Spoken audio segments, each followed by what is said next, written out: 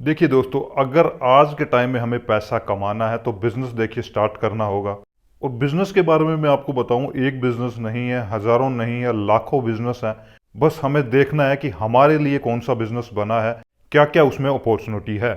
तो देखिए, अगर आप ऐसा बिजनेस स्टार्ट करना चाहते हैं जिसमें आपको लोन भी मिले, सब्सिडी भी मिले, रिस्क फ्री बिजनेस हो, और आपको जो है ज़्यादा उसमें काम भी ना करना पड़े, लोगों से आप काम करवाएं और आराम से जो है 1 महीने का आप जो है 1 लाख के आसपास कमा लें, तो ऐसा अगर कोई बिजनेस आप करने की प्लानिंग कर रहे हैं तो बिल्कुल राइट प्लेटफॉर्म पे आए हो। आज आपको पूरी डिटेल से इस बिज़नेस के बारे में इंफॉर्मेशन दी जाएगी। देखिए, क्या होता है कि अगर कोई भी बिज़नेस आप स्टार्ट करते हैं, जब तक आपको उसके फैक्ट नहीं मिलेंगे, उसकी कैलकुलेशंस नहीं मिलेंगी, तब तक आप उस बिज़नेस के बारे में जो है पूरी डिटेल नहीं जान पाएंगे और उस बिज़नेस को स्टार्ट नहीं कर पाएंगे। तो देखिए, हमारा यही काम है, जो भी बिज़नेस आपको बताएं उसकी पूरी डिटेल आपको बताएं, फैक्ट के साथ बताएं, कैलकुलेशन आपको अच्छी तरह से समझाएं, ताकि फिर आप अपना डिसीजन ले सकें। तो आज इस वीडियो में आप बने रहिए। अगर आप ये बिज़नेस करना चाहते हैं, नया बिज़नेस करने की प्लानिंग कर रहे हैं, तो लास्ट तक एक बार पहले आप ये पूरा वीडियो देखिए, इस बिज़नेस को समझिए, क्योंकि एक बार आप इस बिज़नेस को अच्छी तरह से समझ गए, कैलकुलेशन अच्छी तरह से समझ ली, आपको ये आइडिया हो जाए कि हाँ, इस बिज़नेस से जो है पैसा कमाया जा सकता है, मार्केट भी काफ़ी बड़ा है, तो 100% हो सकता है कि आप ये बिज़नेस स्टार्ट कर लें। तो कोई भी अगर नया बिज़नेस स्टार्ट करना चाहते हैं तो चैनल के साथ ज़रूर जुड़ें। हर रोज़ यहाँ पे आपको नए बिज़नेस बताए जाते हैं, और वो बिज़नेस बताए जाते हैं जो आपके चारों तरफ हैं, मगर आप उनको पहचान नहीं पाते। पहचान भी लेते हैं तो आप उनकी जो है कैलकुलेशन सही तरह से नहीं कर पाते, फैक्ट नहीं निकाल पाते। तो देखिए, हमारा यही काम है ताकि हम आपको अच्छे से अच्छा बिजनेस बता सकें और आप उसको स्टार्ट कर सकें। तो देखिए, अगर आप कोई भी बिजनेस स्टार्ट करते हैं, सबसे पहले आपको ये क्लियर होना चाहिए कि आप कोई भी बिजनेस स्टार्ट कर रहे हैं, कैपिटल काफ़ी इंपॉर्टेंट पार्ट रहता है। क्योंकि इन्वेस्टमेंट जो रहती है, जो भी कैपिटल आप लगा रहे हैं, वो आपके पास है नहीं है, नहीं है तो उसको किस तरह से अरेंज कर सकते हैं। तो आज का जो बिज़नेस आपको बताया जा रहा है, कैपिटल का भी उसमें आपका ज़्यादा इशू नहीं आएगा, इन्वेस्टमेंट का इशू नहीं आएगा। सेकंड, अगर हम देखें, एक बिज़नेस को स्टार्ट करने के लिए कैपिटल भी अगर आप अरेंज कर लेते हैं, उसके बाद वर्किंग कैपिटल भी आपको चाहिए उस बिज़नेस को चलाने के लिए। किस तरह से उसको मूव करना है, किस तरह से उसको आगे बढ़ाना है, किस तरह से सेल इंक्रीज करनी है, डे बाय डे आपको वर्किंग कैपिटल का भी एक जो है काफ़ी बड़ा बर्डन होता है, वो भी एक बड़ा पार्ट रहता है बिज़नेस का।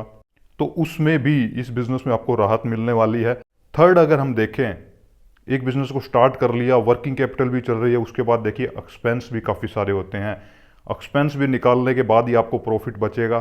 तो एक्सपेंस भी अगर उस बिज़नेस में कम हो तो आपके चांसेस बढ़ जाते हैं प्रॉफिट होने के। और उसके बाद देखिए टाइमिंग, कि कितना टाइम हमें उस बिज़नेस को देना होगा, वो चीज़ें भी देखी जाती है।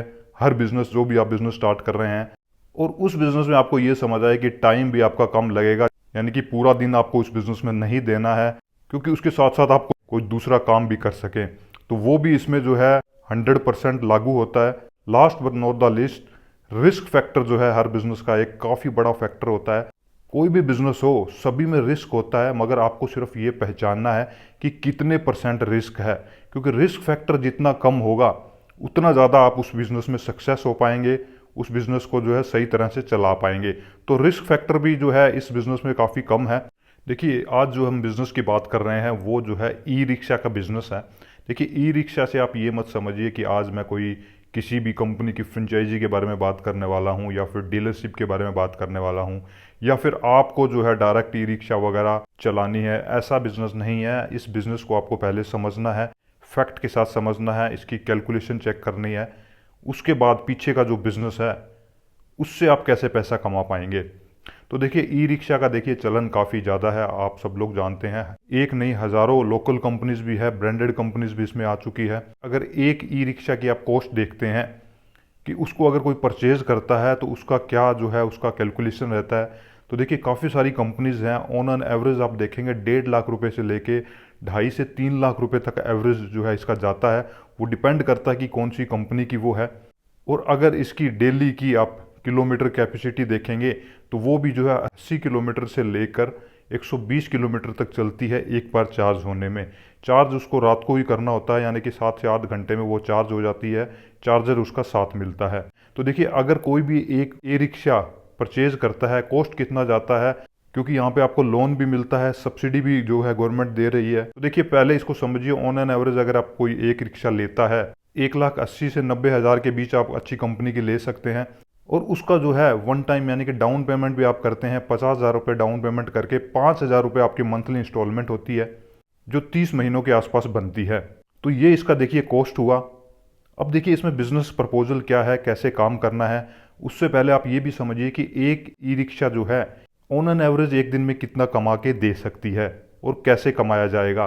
तो उसके लिए देखिए हमने जैसा एवरेज पकड़ा कि 80 से 120 एवरेज चलती है, हम यहाँ पे 90 पकड़ते हैं। 90 किलोमीटर अगर एक ई रिक्शा एक दिन में चलती है, तो किसी भी सिटी से आप बिलोंग करते हैं आपको वही एरिया पकड़ना है।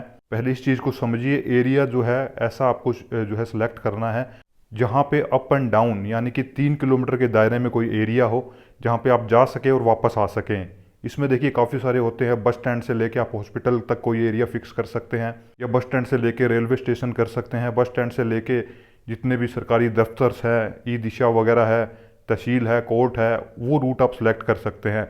एक सिटी में आपको जो है एक अच्छा सा रूट मिल जाएगा, वो डिपेंड करता है आपकी सिटी पे कि 3 किलोमीटर जाएं और 3 किलोमीटर आएँ।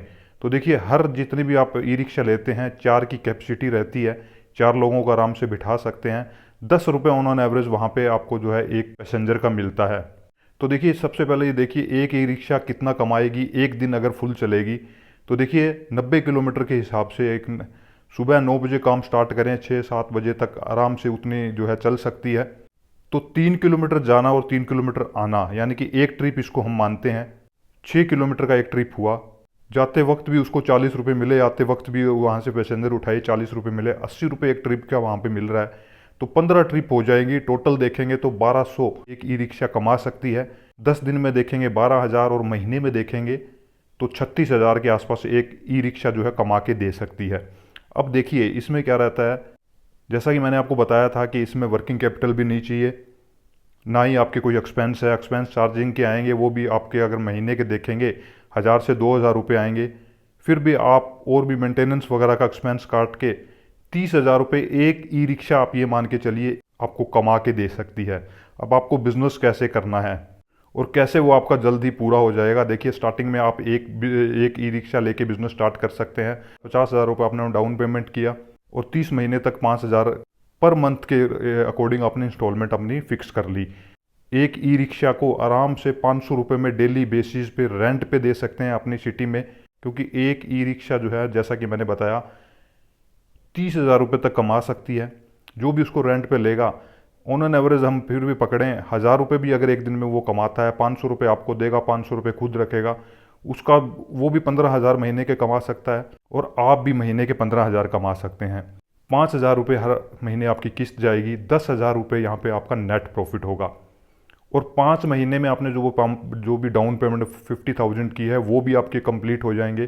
तो ऑन एन एवरेज आप इस चीज़ को समझिए, दिमाग थोड़ा इस पे लगाइए कि अगर आप ये बिज़नेस स्टार्ट करते हैं रेंटिंग का, तो एक ई रिक्शा आप रेंट पे देके आराम से 10,000 रुपये महीने का कमा सकते हैं।